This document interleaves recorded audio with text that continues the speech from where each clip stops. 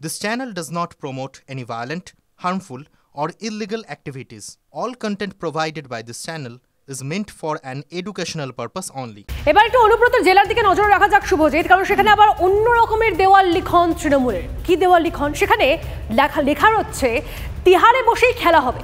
দুবরাজপুরে তৃণমূলের দেওয়াল লিখন এমনই। শতাব্দী রায়ের সমর্থনে দেওয়াল লিখন, তিহার জেলে বন্দী থাকলেও অনুব্রতই প্রচারে হাতিয়ার তৃণমূলের। দেখতে পাচ্ছেন সেই দেওয়াল লিখনগুলো। এ নিয়ে কথা বলবো আমাদের সঙ্গে হিমাদ্রি, আমাদের প্রতিনিধি, তার সঙ্গে কথা বলবো। তবে তার আগে এই মুহূর্তে যে ছবি আপনাদেরকে দেখাচ্ছি, মার্ক করে দেখুন, একটু ভালো করে দেখলেই বুঝতে পারবেন। সেখানে এই লিখন, দেওয়াল লিখন, যেখানে লেখা তিহারে বসেই খেলা হবে। খেলা হবে বলতে গেলে আক্ষরিক অর্থেই যেমন আমরা বলি যে ভগবান অন্তরাল থেকেই আমাদেরকে সাহায্য করছেন, ঠিক তেমনি উনি তো তিহার থেকে সশরীরে এখানে আসতে পারবেন না।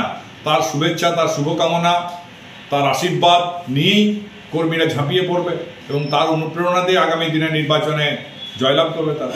তিহারে বসেই খেলা হবে যে কথা লেখা আছে, বাংলার মানুষ তৃণমূল বিরুদ্ধে খেলা করবে এবং আগামী যে নির্বাচন আছে নির্বাচনে তৃণমূলকে পরাস্ত করবে।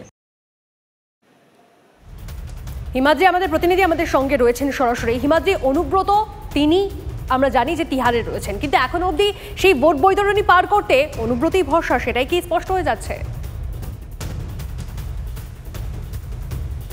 হ্যাঁ দেখো, একেবারেই অনুব্রত মণ্ডলকে ছাড়া এই ভোট বৈতরণী পার করা সম্ভব নয়, এমনটাই কিন্তু মনে করছে জেলা তৃণমূল নেতৃত্ব।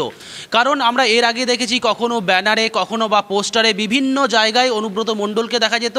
এবার অনুব্রত মণ্ডলের সেই ডায়লগ, যেটা নিয়ে বিধানসভা নির্বাচনের আগে রাজ্য রাজনীতি সরগরম হয়ে উঠেছিল যে খেলা হবে, সেই খেলা হবে ডায়লগ এবার তিহারে বসে খেলা হবে, এমনটাই দেখা যাচ্ছে। এবং যথেষ্ট উজ্জীবিত তৃণমূল কর্মীরা এতে, কারণ তৃণমূল কর্মীরা, সাধারণ কর্মীরা তারা বলছেন যে তিহারে বসেই খেলা হবে। কারণ ভগবান অন্তরালে থাকতে পারেন, তিনি যেমন মানুষকে সাহায্য করেন, তিহারে থাকতে পারেন অনুব্রত মণ্ডল, কেষ্টদা আমাদের সাহায্য করবেন, তার অনুপ্রেরণাতে আমরা রয়েছি, এমনটাই মনে করছে, এমনটাই তারা জানাচ্ছেন। এবং জেলা তৃণমূল নেতৃত্বও মনে করছে যে অনুব্রত মণ্ডলকে ছাড়া ভোটের বৈতরণী পার করা সম্ভব হবে না। আর সে কারণেই কিন্তু বারবার অনুব্রত মণ্ডলকেই সামনে আনতে হচ্ছে, সেটা বিধানসভা নির্বাচন হোক বা পঞ্চায়েত নির্বাচন কিংবা লোকসভা নির্বাচন। অনুব্রত মণ্ডলকে ছাড়া কিন্তু জেতা যে সম্ভব নয় সেটা মনে করছে। স্পষ্ট হয়ে যাচ্ছে, সেটাই বারবার করে স্পষ্ট হয়ে যাচ্ছে যে এখনো অবধি সেই ভরসা অনুব্রত মণ্ডলই।